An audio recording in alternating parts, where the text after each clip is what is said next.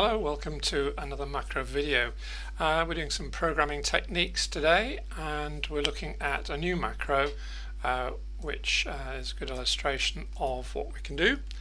The macro is called ListOfFound, and the idea is you're searching through a document and it will generate a list of all the paragraphs in which the word or words in question appear. I'll do a demo with Alice in Wonderland book, and then I'll do just show you it's applied to the macro menu. So let's have a look at Alice. So the idea is that we can look for a word, let's say rabbit. You can either type it in or get it from there. You run the macro, and there's the word rabbit. It's picked it up. That's the point at which you can type something else. We say OK. It warns us that there are about 54 occurrences, so is that too many? No, we're alright, let's go for it. So it creates the list and it puts the keyword in green, and just to show you down there, it also finds it when it's in endnotes or footnotes. But we can also do two words, so we click in one, shift click another, run the macro, say that's what we want, yes.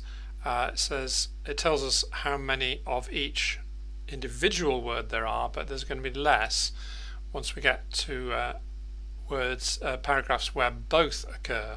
So both Alice and rabbit, rabbit and whole have to be in the paragraph, and so I'll put those in the endnotes as well. Okay, so that's roughly what it does. Oh yes, if we run it again, we can do literal. So if we just click in there and put in a quote mark, that's the indicator that we want to search literally for rabbit hole, and not where the two words just occur anywhere in the paragraph. And at the top here it tells you how often the words occur and in how many paragraphs. Right, so let's have a look at some code. That would be good. I said I'd do a demo of the macro menu so you can see the difference. So with this, you're more likely to be just looking for a word, but you can do two words. Try comment, and we go 131, yes, let's go for it. And so the difference here is it doesn't space the paragraphs out, it just creates a single list like that. And you've got there a document that you can search again if you want to search some aspect of that. Okay, so now let's look at the code. Where's the code? There we go. Right, okay, so we've got a couple of colours at the beginning there, and this is your large number prompt, sort of how many, 20 is probably a bit low, but it bongs at you if there are too many, but it just carries on into the search otherwise. Now when it comes to picking up the words from the text, there are two ways. One is if it's not in the macro menu, so if that's not the source of the information, and this two-part here, depending on whether there's a selection or not. If there's no selection, then it just expands the current word. If there is a selection, else, here, then it rounds off the front end to the nearest paragraph word start, and then finds the end and rounds off at the end. So it gives you two words together. For the macro menu, we have to be careful because selection doesn't work terribly well because of the URLs.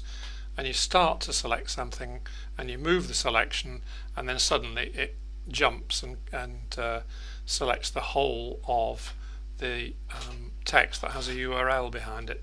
So I do it with range rather than selection, and I'm using if lowercase of a letter is not equal to an uppercase. In other words, if it's a letter, not a space or a symbol or whatever, then you can carry on moving to the left or moving to the right in the second part.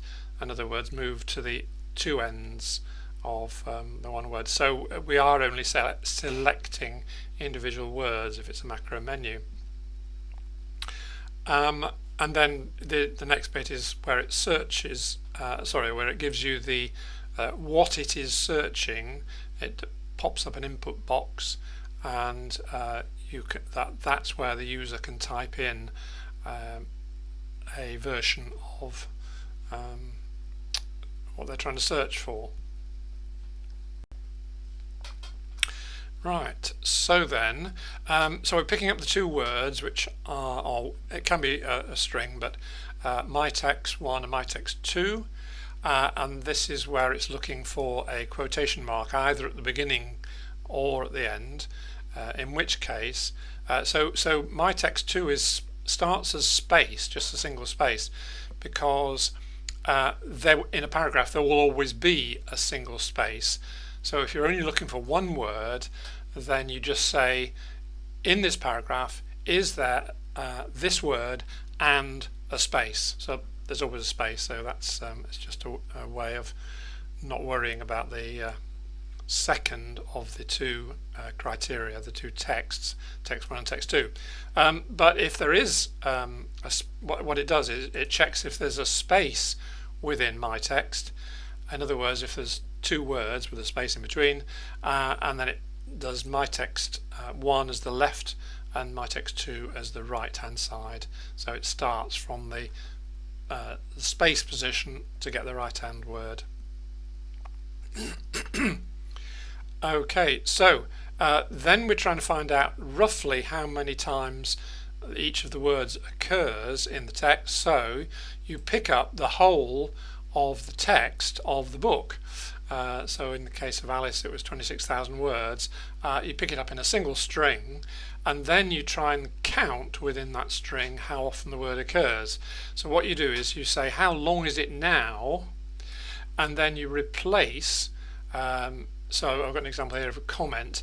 If my text 1 is comment, then you're going to replace it with oment. In other words, you're going to knock off the first character and then you see how long the string is now, having deducted one character for each occurrence of the word comment.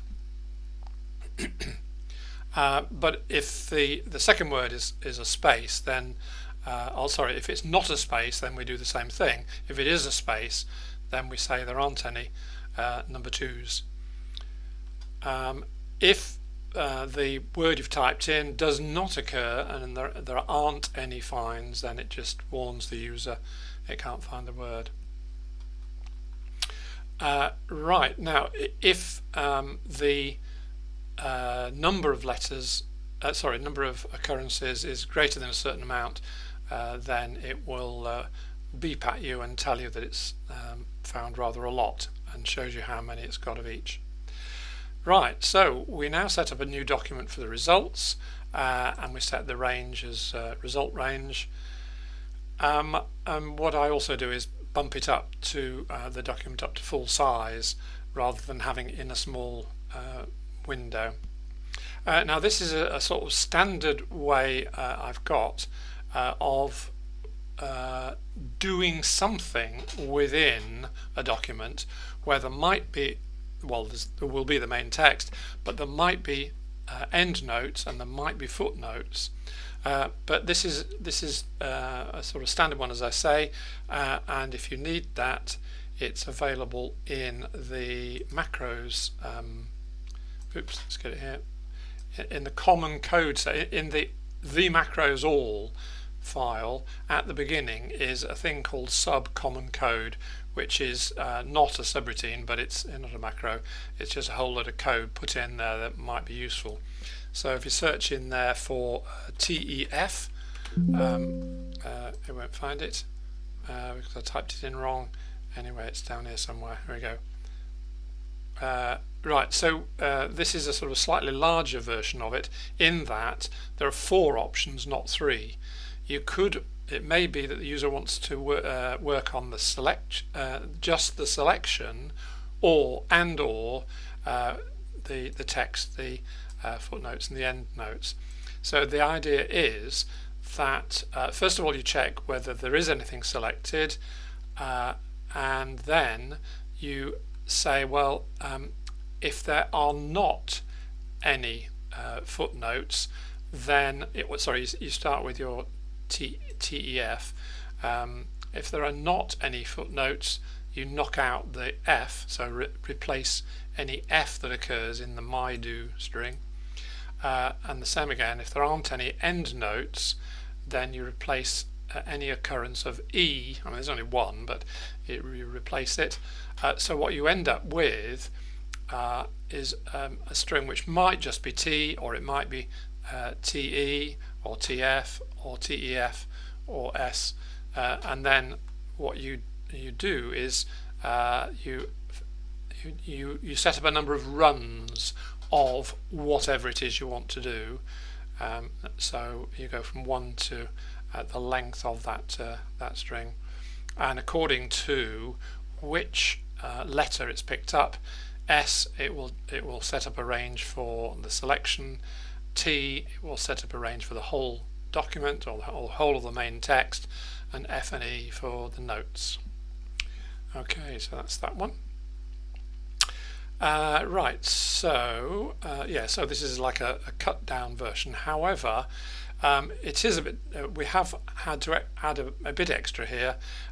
If it's looking at the macro menu, then I move the start of the range past the bit at the beginning where it talks about what the macro menu is, and then only starts to look at the first set of the bookmarks set of macros that are listed there. And if you're doing either of the endnotes or the footnotes, then it puts a leader text endnotes or footnotes at the beginning of the area, the results area.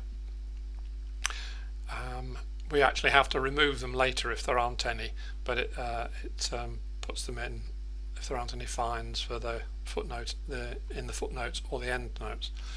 Okay, so this is the you'll have come across find and do range, or RNG, which is a sort of standard shell that I use where you're looking for something, you're searching for something, you set up the search criteria really, because whether it's we've got match case equals do case, which is set at the beginning of the macro, so you can do this case sensitively, these searches, or not, or the macro can.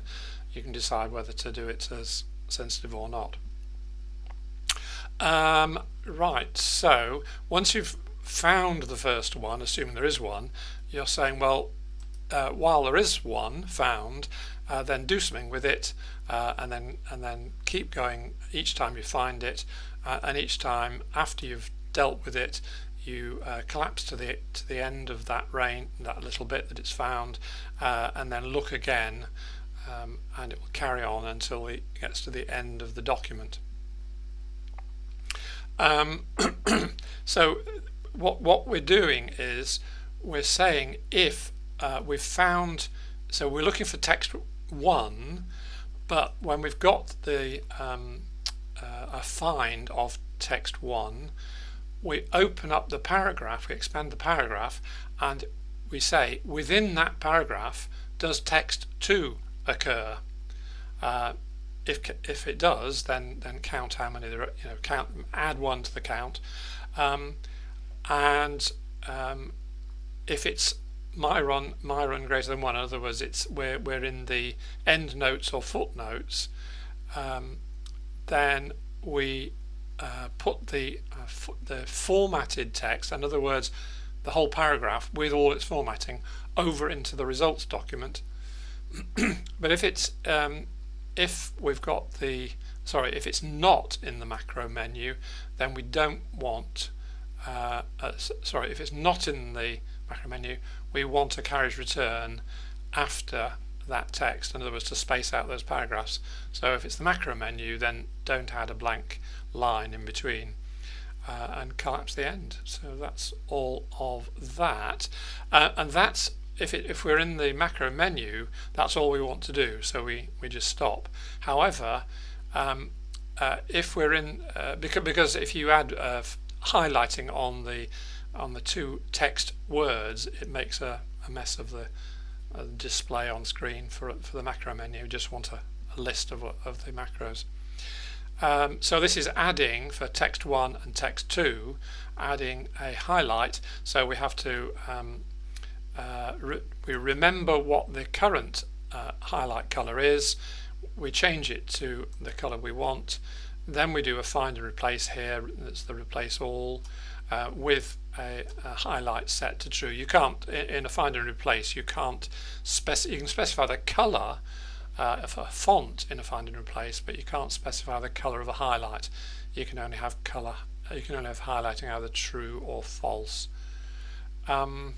Okay, then we do another find and replace, this time with text 2 and with options set to color 2. And this little bit here is that when you copy with a formatting text across, formatted text, if within that paragraph a footnote is linked, then that link goes with it. So you end up with the footnote in the result, the actual footnote for that paragraph in the results. So we don't want that. So any footnote, and that's a footnote citation, sort of an ASCII 2. If there are any footnotes in there, replace them with nothing. In other words, delete the footnote. And then we're just about there. Oh yes, we find out how many times text 1 occurs within the document, so that we can display that in the at the top of the document.